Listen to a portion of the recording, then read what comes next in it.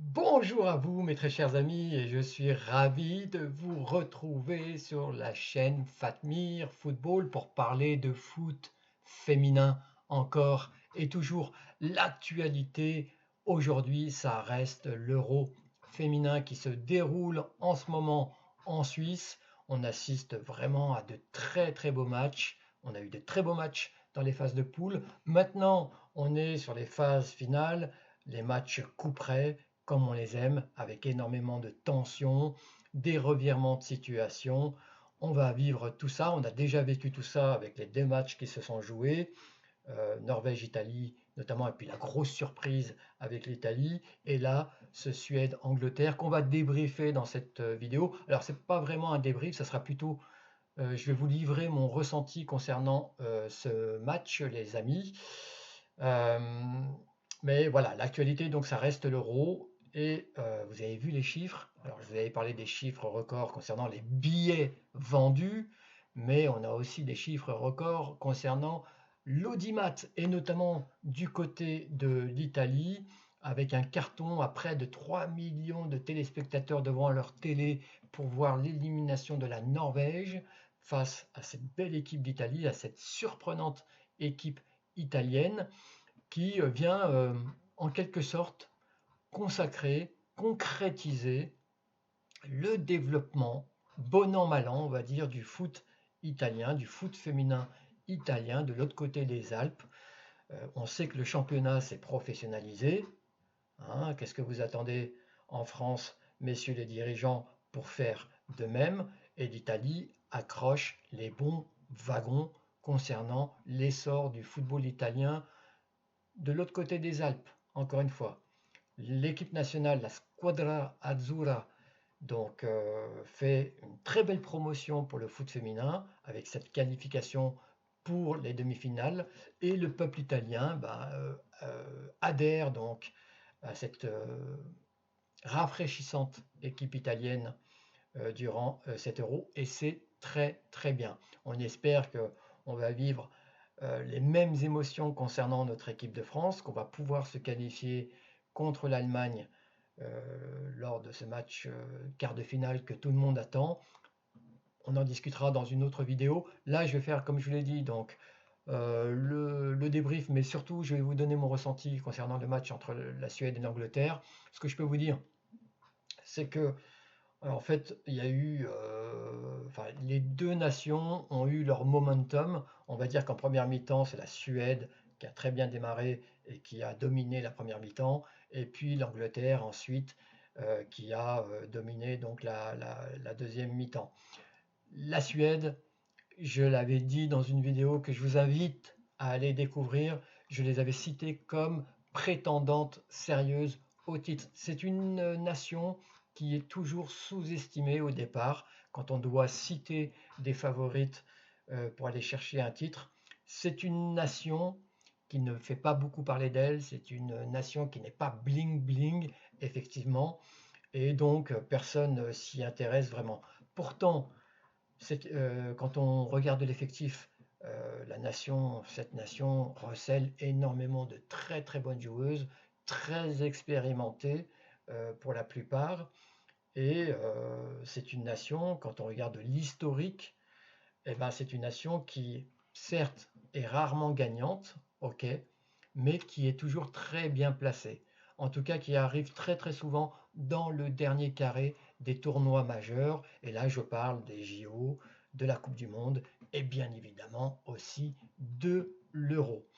Cette année, la Suède nous a montré déjà dans la phase de groupe C, en compagnie de l'Allemagne notamment, elle a montré toute son habileté, tout son talent également, en infligeant au passage une énorme gifle à l'Allemagne, à la Mannschaft, pour aller chercher cette première place. Hein. Le match entre l'Allemagne et la Suède devait déterminer le leader du groupe pour aller affronter donc l'Angleterre en quart de finale.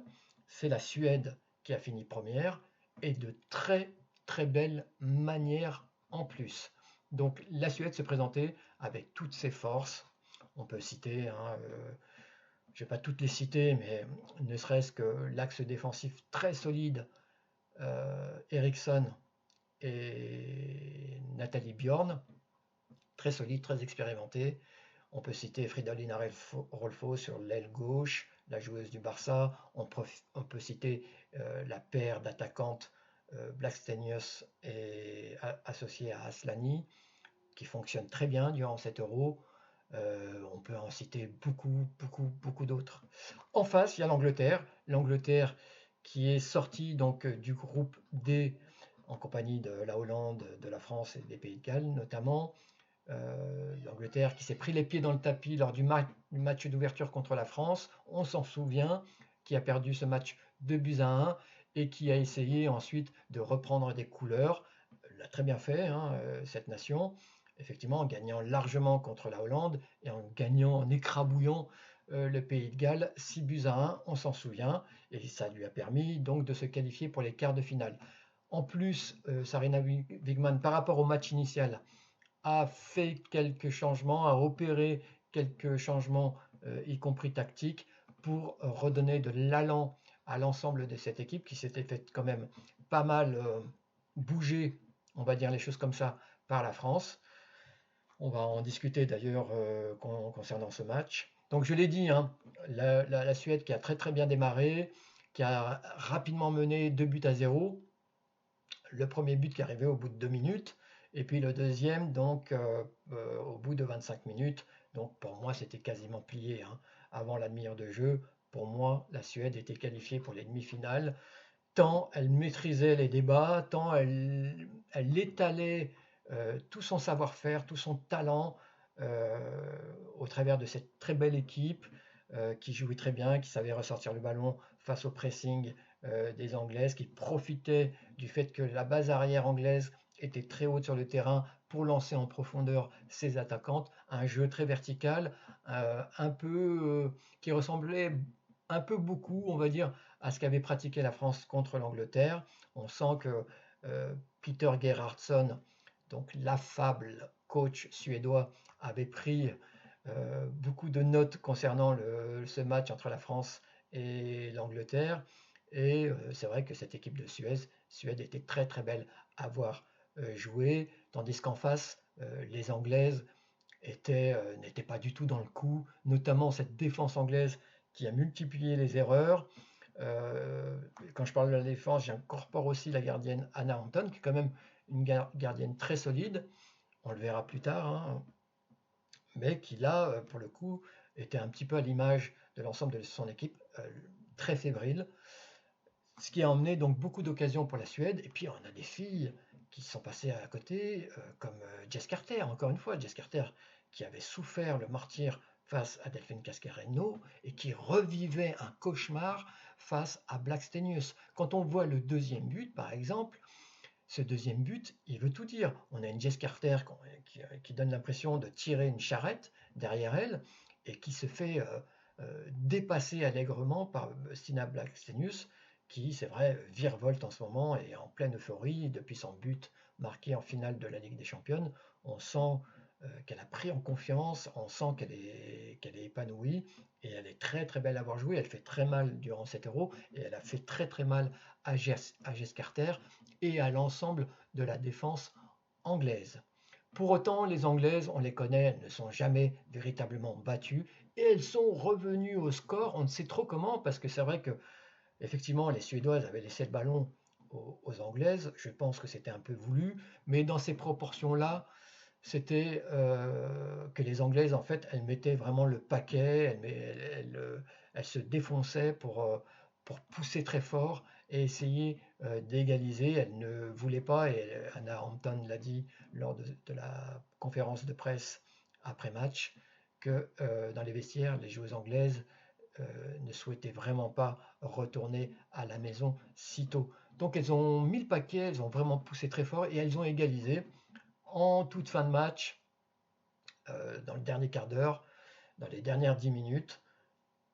Et ces buts sont vraiment tombés. Alors, le premier à la 79e minute avec une tête rageuse de Lucy Bronze sur un centre de Chloé Kelly. Chloé Kelly qui, en entrant, a a permis aux Anglaises de montrer un tout autre visage. Ça a été vraiment une impact player, cette joueuse d'Arsenal. Et le deuxième but marqué par Michel Adjiemang, donc que je découvrais, hein, c'est l'espoir anglais, c'est la pépite anglaise, et c'est vrai qu'elle m'a impressionné sur le but. Il y a une rapidité d'exécution devant le but qui m'a impressionné. C'est tout ce que j'ai pratiquement vu d'elle sur l'ensemble du match, mais ça m'a suffi pour être persuadé que cette joueuse va exploser au plus haut niveau dans les mois qui viennent. Il va falloir vraiment faire attention à elle sur l'année qui va venir avec cette équipe d'Arsenal et avec la sélection anglaise. Donc 2 buts partout donc au coup de sifflet final. Les Anglaises ont réussi à revenir et à renverser donc une tendance qui faisait qu'elles étaient vraiment mal barrées. Et donc on a eu cette prolongation. Que dire sur la prolongation? Si ce n'est qu'en fait les Suédoises ont finalement remis le pied sur le ballon. Elles étaient beaucoup plus alertes que les Anglaises qui payaient vraiment leur débauche d'énergie. Mais Anna Hampton finalement a été vraiment très très solide derrière et a permis à cette équipe anglaise d'y croire. Et puis ensuite, on a eu la séance des tirs au but. Et là, alors franchement, il y a beaucoup de gens qui ont profité de cette séance folle pour taper sur le foot féminin. Laissez-moi rire, laissez-moi rire. Pourquoi faire ça alors que vous pouvez très bien trouver des séances de tirs au but côté mec tout aussi désastreux? Je ne vais citer qu'une séance de tir au but qui m'a marqué. C'était en 2016 à l'Euro en France, où vous avez en quart de finale ce match entre les Italiens et l'Allemagne, et la séance de tir au but était horrible à voir. Donc arrêtez de taper sur les filles par le biais de cette séance de tir au but. Ça existe aussi chez les garçons, tout comme les boulettes existent chez les filles comme chez les garçons. Pas la peine de nous sortir des compiles en veux-tu, en voilà, sur les réseaux concernant les gardiennes et le foot féminin. Vous avez les mêmes boulettes côté garçon. Donc il faut arrêter. Le foot féminin, c'est un foot alternatif. C'est un foot qui est différent de celui des garçons. Il y a bien sûr des similitudes, on parle de football, mais arrêtez de comparer ce qui n'est pas comparable. Arrêtez de penser que les filles sont moins explosives, moins rapides, moins puissantes. Il ne s'agit pas de ça, c'est un autre football. C'est vraiment un autre football, tout aussi séduisant, tout aussi attirant, et c'est ce qui m'a donné envie de créer cette chaîne. Je vais finir par vous donner quand même quelques chiffres rapidement, et puis je vous donnerai aussi une ou deux notes sur les joueuses.